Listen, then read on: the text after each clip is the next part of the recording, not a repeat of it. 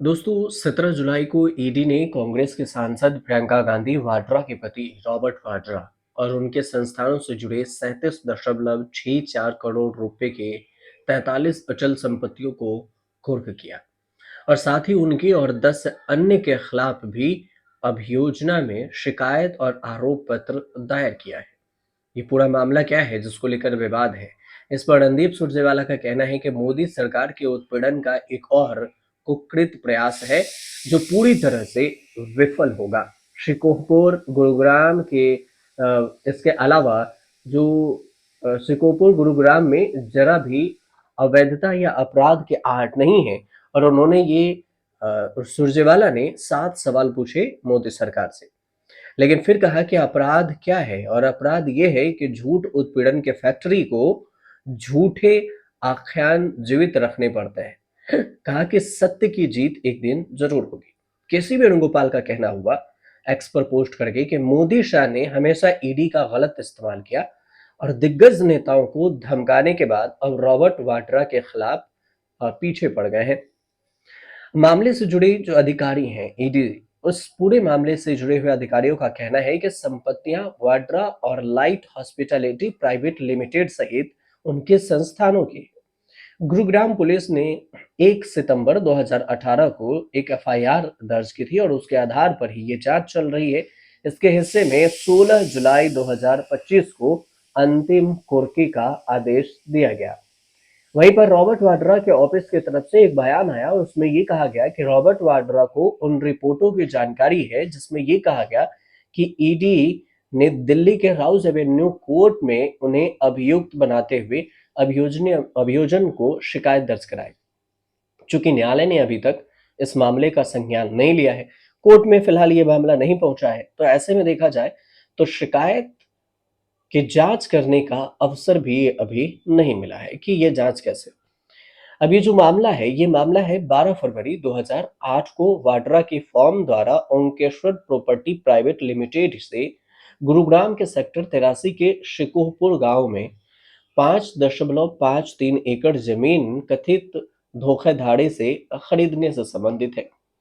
अधिकारी आरोप ये लगाते हैं कि भूमि में जमीन में झूठी घोषणाओं के माध्यम से इसे अधिकृत किया गया था। बाद में वाड्रा के व्यक्तिगत प्रभाव का उपयोग करके वाणिज्यिक लाइसेंस इससे प्राप्त कर लिया गया था और इसके बाद इसमें जो आरोप लगे हैं कि हेराफेरी का संबंधित जो घटना है उसमें ईडी ने 17 जुलाई को यह भी कहा कि राउज एवेन्यू कोर्ट के सामने 11 व्यक्तियों और संस्थानों के खिलाफ अभियोजन शिकायत दायर की थी, जिसमें रॉबर्ट वाड्रा है, Skylight hospitality private limited, Satyanand याची हैं, केवल सिंह वर्क है और उनकी कंपनी ओंकेश्वर प्रॉपर्टी प्राइवेट लिमिटेड, ये सब शामिल है।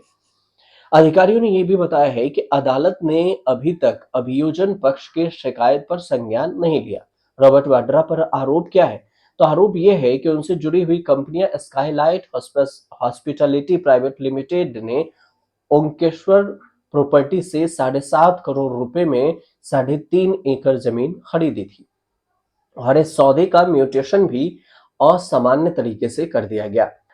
आरोप ये लगा कि हरियाणा के जो तत्कालीन सीएम थे भूपेंद्र सिंह हुड्डा, उसमें देखें तो सरकार इसमें 2.70 एकड़ जमीन कमर्शियल कॉलोनी के तौर पर डेवलप करने का इजाजत देते हुए रॉबर्ट वाड्रा की जो कंपनी है उसको लाइसेंस दे दिया था और ये आवासीय परियोजना का लाइसेंस मिलने के बाद जमीन की कीमत बढ़ गई और इसके बाद में वाड्रा से जुड़ा हुआ जो कंपनी है उसने इस जमीन को डीएलएफ को 58 करोड़ में बेच दी और आगे चलकर हुड्डा सरकार ने आवासीय परियोजना का लाइसेंस डीएलएफ को ट्रांसफर कर दिया।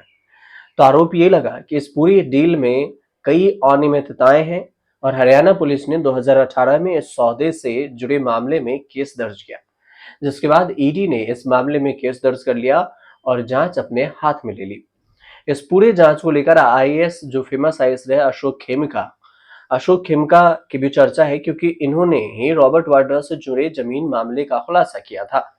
ये बात दिसंबर 2023 में ईडी ने इस मामले में यूएई स्थित जो बिजनेसमैन है सीसी थम्पी और ब्रिटेन के हथियार डीलर संजय भंडारी के रिश्तेदार सुमित चड्डा के खिलाफ चार्जशीट दाखिल की थी। और चार्जशीट में वाड्रा और उनकी पत्नी प्रियंका गांधी का नाम आरोपी के तौर पर नहीं है, लेकिन उनकी भूमि में खरीद बिक्री का विवरण शामिल जरूर है और इसी वजह से इन्हें पूछताछ के लिए बुलाया जाता है।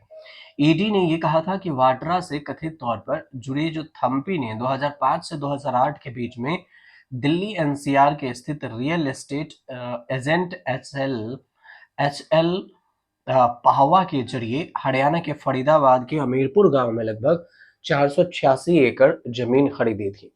आरोप में के मुताबिक रॉबर्ट वाड्रा ने 2005 और 6 में एचएल पाहवा से हमीरपुर में 334 कनाल जो 40.08 एकड़ जमीन 3 टुकड़ों में खरीदी। दिसंबर 2010 में उसी जमीन को एचएल पाहवा को बेच दिया और ईडी ये कह रही है कि रॉबर्ट वाड्रा की पत्नी जो प्रियंका गांधी हैं, उन्होंने अप्रैल 2006 में एचएल पाहवा से हरियाणा के फरीदाबाद जिले में हमीरपुर गांव में 40 कनाल यानी 5 एकड़ जमीन फिर से उन्होंने खरीदी। फरवरी 2010 में उसी जमीन को एचएल पाहवा को फिर से बेच दिया। मतलब खरीदा बेचा और इसी को लेकर जो मामला है वो यहाँ पर फंसता दिख रहा है। तो ये मामला था रॉबर्ट वाड्रा से ईडी की पूछताछ को लेकर और केस को लेकर। समझ में आया हो तो हमारे चैनल से जरूर जुड़िए और सब्सक्राइब कर लीजिएगा और कमेंट जरूर कीजिएगा।